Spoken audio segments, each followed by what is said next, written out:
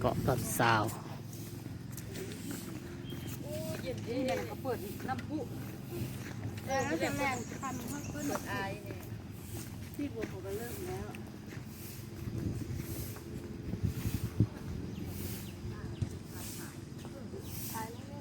ลูกน้อยเป็นล็อกไว้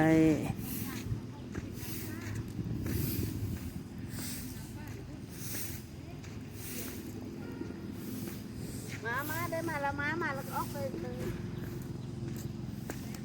ปรับปรุงใหม่เด้อเกาะต้นสาว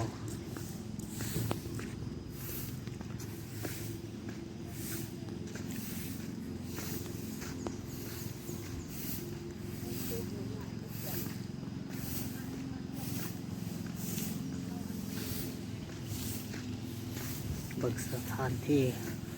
ห้อมรอบ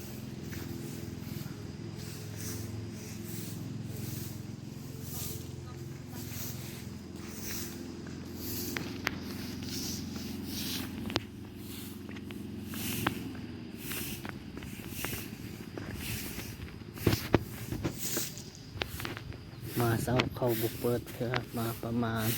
4 โมงเขาจะเปิดจะมีไฟแสงสีตอนแรง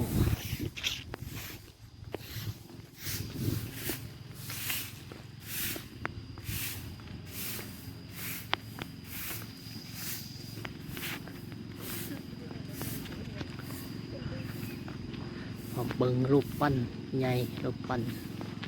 นางฟ้าเขา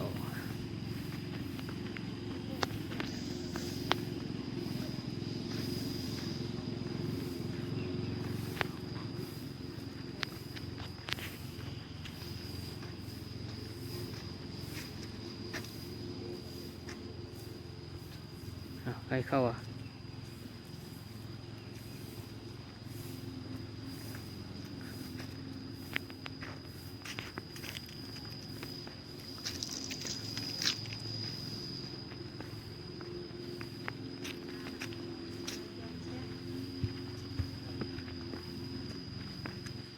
มาเบิ่งรูปปั้นนางฟ้าเนาะ